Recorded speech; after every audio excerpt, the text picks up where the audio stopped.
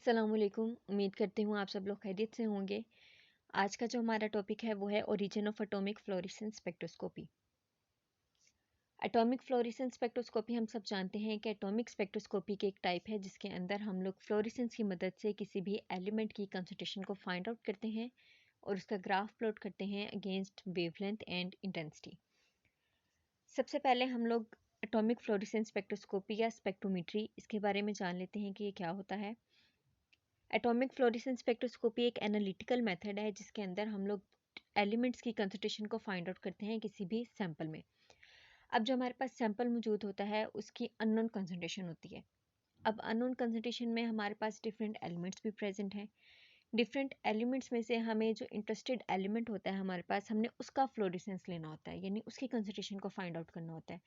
तो अब कंसंट्रेशन को फाइंड आउट करने के लिए हमें सबसे पहले क्या करना पड़ता है कि जो सैंपल है उसको ऑटोमाइज करवाना पड़ता है, यानी गैशियस स्टेट में या गैशियस एटम्स में उनको लेके जाना पड़ता है। और ये सारा प्रोसेस हमारे पास लो फ्लेम पर हो रहा होता है एटम्स को एटोमाइज करवाने का।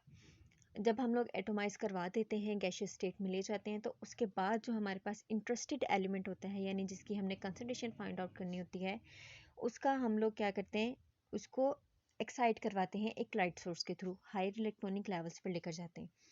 अब जब एक्साइट करेंगे तो वो कोई ना कोई एनर्जी को या जो लाइट है उसको एब्सॉर्ब करेंगे और फिर एक्साइटेड स्टेट में चले जाएंगे। अब एटॉमिक फ्लोरेसेंस स्पेक्ट्रोस्कोपी में अगर हम बात करें तो दो प्रोसेसेस हो रहे होते हैं एट अ टाइम, यानी एक्साइटेशन भी हो रही होती है और डी एक्साइटेशन भी हो रही होती है, एब्जॉर्प्शन भी होती है और एमिशन भी होती है। अगर हम बाकी ब्रांचेस की तरफ देखें ना एटॉमिक फ्लोरेसेंस स्पेक्ट्रोस्कोपी की, यानी एटॉमिक एब्जॉर्प्शन की अगर हम बात करें, तो उसमें क्या होता है कि सिर्फ एक्साइटेशन का प्रोसेस हो रहा होता है, यानी एनर्जी प्रोवाइड की जाती है, लाइट सोर्स प्रोवाइड किया जाता है, एटम्स को एक्साइट करवाया जाता है, जितनी वेवलेंथ पर उन्होंने एनर्जी को एब्सॉर्ब किया होता है उसका स्पेक्ट्रम हम लोग प्लॉट कर लेते हैं। इसी तरह अगर हम एटॉमिक एमिशन की बात करें तो उसमें क्या होता है, हमारे पास जितने भी एक्साइटेड एटम्स होते हैं वो अपनी जो एनर्जी है उसको एमिट करते हुए वापस से ग्राउंड स्टेट में आते हैं। वो एमिशन के थ्रू जो हमारे पास स्पेक्ट्रम बन रहा होता है वो एटॉमिक एमिशन में आ रहा होता है।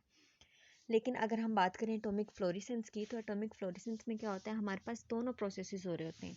यानी सबसे पहले हम लोग एटम्स को एक्साइट करवाते हैं। एक्साइट करवाने जब हम एक्साइट करवाते हैं तो हमारे पास जो ये स्टेट होती है वो अनस्टेबल्ड होती है, जिसकी वजह से क्या होता है, जो एटम्स एक्साइट हुए होते हैं वो फ़ौरन से वापस ग्राउंड स्टेट की तरफ एनर्जी को एमिट करते हुए वापस आ जाते हैं। एक फ्लोरेसेंस वहाँ पे क्रिएट हो रहा होता है, जैसे ही एमिट करते हैं लाइट को, वो फ्लोरेसेंस हमारे पास डिटेक्टर में डिटेक्ट हो जाता है। तो हम लोग कह सकते हैं कि जो एटॉमिक फ्लोरेसेंस स्पेक्ट्रोस्कोपी है ये टू वे प्रोसेस है या फिर टू स्टेप प्रोसेस है, जिसमें सबसे पहले एक्साइटेशन होती है। एक्साइट एटम्स एक्साइट करते हैं ग्राउंड स्टेट से टू हायर इलेक्ट्रॉनिक लेवल्स। ये अनस्टेबल कंडीशन होती है जिसकी वजह से एटम्स जो हैं वो फ़ौरन डी एक्साइट कर जाते हैं और अपनी लाइट को या अपनी रेडिएशंस को एमिट कर देते हैं और एक फ्लोरेसेंस क्रिएट करते हैं जो हम डिटेक्टर में डिटेक्ट कर लेते हैं। अब हम बात करते हैं origin of atomic fluorescence spectroscopy की। एटॉमिक फ्लोरेसेंस स्पेक्ट्रोस्कोपी को सबसे पहले किसने इसके ऊपर वर्क स्टार्ट किया था, वो दो साइंटिस्ट थे, वो वाइन फोर्डर एंड वेस्ट। ये दो साइंटिस्ट थे जिन्होंने सबसे पहले इसके ऊपर वर्किंग स्टार्ट की थी।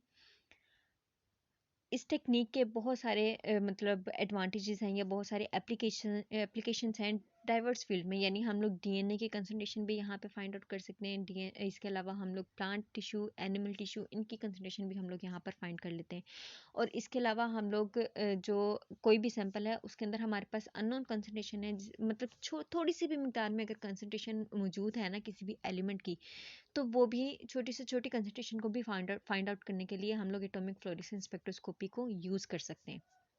ठीक है, अब वर्क तो स्टार्ट कर दिया वाइन फोर्डर एंड वेस्ट ने, लेकिन इसको सबसे पहले यूज़ किया था एक साइंटिस्ट था वुड, जिसने सबसे पहले 1902 में हमारे पास एक साइंटिस्ट था, उसने ये वर्क स्टार्ट किया था। इसने इस टेक्निक को यूज़ किया था एक्साइटेड एटम्स के फ्लोरेसेंस के लिए। और जो एक्साइटेड एटम्स थे वो हमारे पास सोडियम के एटम्स थे, जिसको उसने डिटेक्ट करने के लिए, जिनकी कंसंट्रेशन को फाइंड आउट करने के लिए इस टेक्निक को यूज़ किया था। लेकिन अगर हम देखें एटॉमिक फ्लोरेसेंस स्पेक्ट्रोस्कोपी को इतना ज़्यादा यूज़ नहीं किया जाता। वो इसकी वजह ये है कि इसके इतने सारे एडवांटेजेस नहीं है हमारे पास, यानी ये एक्सपेंसिव भी है, ज़ाहिर बात है इसमें टू वे प्रोसेस है ना, एक्साइटेशन भी होनी है और डी एक्साइटेशन भी होनी है, तो एक्सपेंसिव है, इस वजह से इसको यूज़ नहीं किया जाता। ज़्यादातर यूज़ किया जाता है एटॉमिक स्पेक्ट्रोस्कोपी में एब्जॉर्प्शन या फिर एमिशन को। लेकिन अगर हम बात करें एटॉमिक फ्लोरेसेंस स्पेक्ट्रोस्कोपी का एक जो मेन एडवांटेज है ना, उसकी अगर हम बात करें वो ये है कि इसमें हम लोग at a time different elements की कंसंट्रेशन को फाइंड आउट कर सकते हैं, यानी एक ही वक्त में हम लोग डिफरेंट एलिमेंट्स को हम लोग फाइंड आउट कर सकते हैं। लेकिन अगर हम बात करें एटॉमिक एब्जॉर्प्शन और एमिशन में, तो हम लोग इनको इतना मतलब एट अ टाइम सिर्फ एक एलिमेंट को ही हम लोग फाइंड आउट कर सकते हैं, different elements at a time find out नहीं हो सकते। तो लेकिन एटॉमिक फ्लोरेसेंस के इस एक एडवांटेज की वजह से इसके बाकी जो ड्रॉबैक्स हैं उनको हम लोग निग्लेक्ट नहीं कर सकते, इसी वजह से इस टेक्निक को इतना ज़्यादा यूज़ नहीं किया जाता। अब हम चलते हैं एटॉमिक फ्लोरेसेंस स्पेक्ट्रम की तरफ, कि एटॉमिक स्पेक्ट्रोस्कोपी के थ्रू स्पेक्ट्रम किस तरह से बनता है, उसके ओरिजिन की तरफ जाते हैं। तो सबसे पहले हम लोग इसकी इंस्ट्रूमेंटेशन से पता चल जाएगा हमें कि किस तरह से हमारे पास जो स्पेक्ट्रम है वो बनता है। अब हमारे पास एक सोर्स है, सोर्स हमारे पास कोई भी हो सकता है, ठीक है, लाइट सोर्स, जिसकी वजह से हमने एटम्स को एक्साइट करवाना होता है। अब यहाँ पे आपको डिफरेंट कलर्स शो हो रहे हैं, इसका मतलब ये है कि इस लाइट सोर्स से डिफरेंट वेवलेंथ्स जो हैं वो हमारे पास मोनोक्रोमेटर से एक्साइटेशन मोनोक्रोमेटर वहाँ पर जा रही हैं। अब जब वहाँ पर ये जाएंगी तो क्या होगा, उस एक्साइटेशन में जो ये मोनोक्रोमेटर है वो क्या करेगा, एक सिंगल, मोनोक्रोमेटर का मतलब क्या है, एक सिंगल वेवलेंथ उसको डिटेक्ट करना। अब ये मोनोक्रोमेटर क्या करेगा, उस लाइट सोर्स में से जो डिफरेंट वेवलेंथ्स थी उनकी एक वेवलेंथ को सिलेक्ट करेगा जो एटम ने या फिर इंटरेस्टेड एलिमेंट है उसने एब्जॉर्ब करनी है, ठीक है। उस एटम को एब्जॉर्ब करेगा, उस वेवलेंथ को जो है वो डिटेक्ट करेगा और उसको कहाँ भेज देगा, सैंपल सेल में। सैंपल सेल से होते हुए जाएगा, यहाँ पे एक्साइटेशन हो गई, अनस्टेबल कंडीशन थी, फौरन से क्या होगा, स्लिट्स के थ्रू एटम्स जो हैं वो डी एक्साइट होकर एमिशन मोनोक्रोमेटर में चले जाएंगे। यहाँ पे एमिशन होती है हमारे पास, और जो जितना भी फ्लोरेसेंस डी एक्साइटेशन की वजह से बन रहा होता है वो कहाँ, हमारे पास जो नीचे डिटेक्टर मौजूद है वहाँ पर हमारे पास डिटेक्ट हो जाएगा। डिटेक्टर से जो सिग्नल्स होंगे हमारे पास एम्पलीफायर में जाएंगे, सारे सिग्नल्स को कैच आउट करेगा और हमारे पास रिकॉर्डर में एक स्पेक्ट्रम को प्लॉट कर देगा। अब जो डिटेक्टर अगर आप देखेंगे 90 के एंगल पे, आपको रेड शो हो रहा होगा, ये 90 के एंगल पे लगा हुआ है एक्साइटेशन मोनोक्रोमेटर और डिटेक्टर, ये परपेंडिकुलर हैं एक दूसरे के। इसकी वजह क्या है कि जो डिटेक्टर है वो सिर्फ एमिशन या फिर वो उस सिंगल वेवलेंथ को ही डिटेक्ट करे जो एटम्स ने एब्जॉर्ब करनी है, जो इंटरेस्टेड एलिमेंट है जो उसने एब्जॉर्ब करनी है वेवलेंथ, सिर्फ उसको डिटेक्ट करे, बाकी वेवलेंथ्स को वो डिटेक्ट ना कर सके। अगर ये परपेंडिकुलर नहीं होगा तो वो डिफरेंट वेवलेंथ्स को भी डिटेक्ट कर लेगा जो एटम्स ने एब्जॉर्ब नहीं करनी। इसी वजह से इस डिटेक्टर को एम्पलीफायर सेल या फिर ऑटोमाइजेशन से हम लोग सिंपल सेल, डिफरेंट सेल्स में हम लोग इसको इस परपेंडिकुलर रखते हैं ताकि ये सिंगल वेवलेंथ को ही डिटेक्ट कर सके। अब एटॉमिक फ्लोरेसेंस स्पेक्ट्रम किस तरह से बनता है हमारे पास, कि हमारे पास हम जानते हैं कि एटम्स के अंदर एक क्वांटाइज्ड एनर्जी लेवल्स होते हैं, यानी फोटॉन्स प्रेजेंट होते हैं, क्योंकि इसके अंदर वाइब्रेशनल एनर्जी मौजूद नहीं होती एटम्स के अंदर। तो इसी वजह से हमारे पास जो इलेक्ट्रॉन्स होते हैं वो डिपेंड करते हैं अपनी अपनी एनर्जी के थ्रू उस इलेक्ट्रॉन्स में ऑक्यूपाइड होते हैं। अब सबसे पहले हमने क्या करना होता है, जो हमारे पास सैंपल्स होता है, सैंपल होता है हमारे पास, उसमें जो मौजूद एलिमेंट्स होते हैं उनको ऑटोमाइज करवाया जाता है, एटम्स बनाए जाते हैं। सैंपल में से लिक्विड फॉर्म में होगा, उसको ऑटोमाइज करवाने के बाद हमारे पास जो है वो सैंपल गैशियस स्टेट में चला जाएगा, एटम्स बन जाएंगे, और ये सारा प्रोसेस कहाँ पे होगा, ग्राउंड स्टेट में ही होगा, ठीक है। और वहाँ पे हम लोग लो फ्लेम प्रोवाइड करेंगे ताकि एटम्स जो हैं वो इजीली ऑटोमाइज हो जाएं। फिर क्या किया जाता है, जो एटम्स हमने ऑटोमाइज करवाए जाते हैं उसको हम लोग एक्सपोज कर देते हैं इंटेंस रेडिएशन सोर्स पर, ठीक है। अब जब हम इंटेंस रेडिएशन सोर्स प्रोवाइड करेंगे एटम्स को, क्या होगा, एटम्स अपनी सिलेक्टिव वेवलेंथ्स को एब्जॉर्ब करेंगे।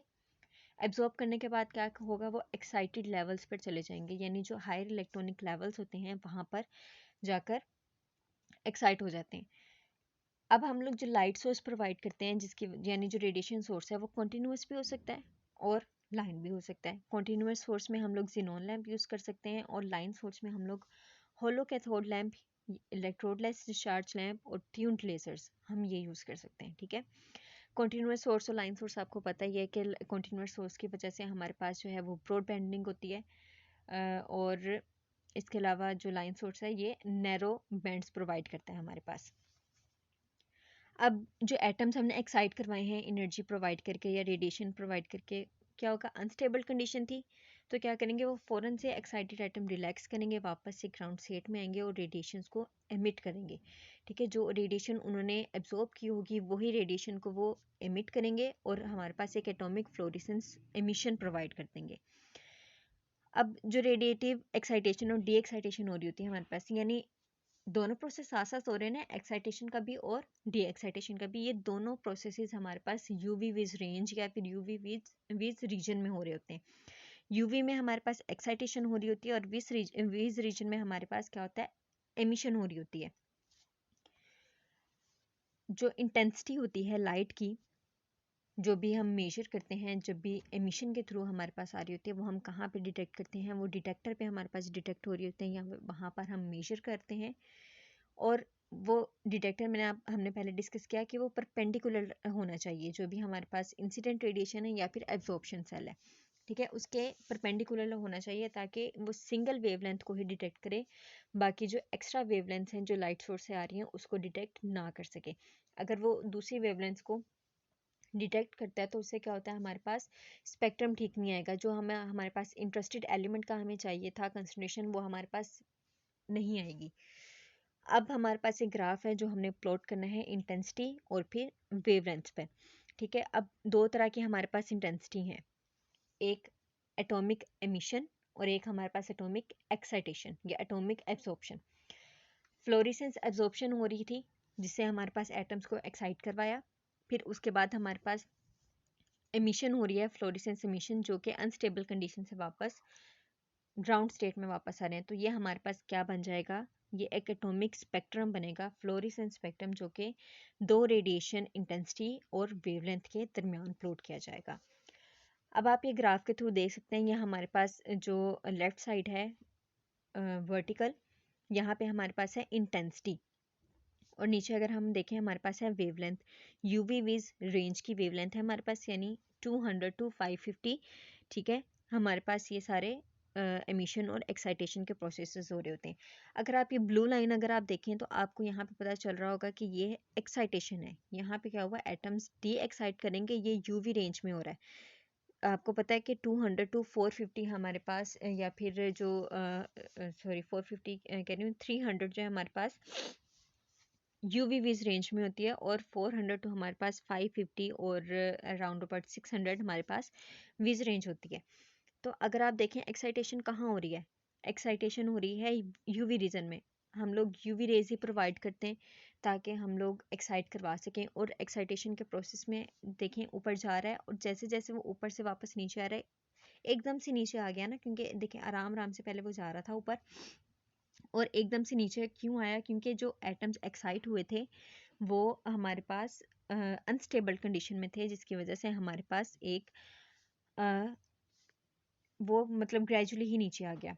और अगर हम दूसरी पर्पल लाइन अगर हम देखें तो उसमें हमारे पास एमिशन स्पेक्ट्रम बन रहा है, जो एक्साइटेशन के बाद ही हमारे पास जब एटम्स एमिट करेंगे रेडिएशंस को, तो हमारे पास जो ग्राफ बनेगा वो एमिशन स्पेक्ट्रम में बनेगा। तो यह हमारे पास एक एटॉमिक फ्लोरेसेंस स्पेक्ट्रम है जो एक्साइटेशन और डी एक्साइटेशन यानी एब्जॉर्प्शन या फिर एमिशन के थ्रू हमारे पास ये ग्राफ बना था। उम्मीद करती हूँ आपको ये टॉपिक समझ आया होगा। आज के लिए इतना ही। अल्लाह हाफिज़।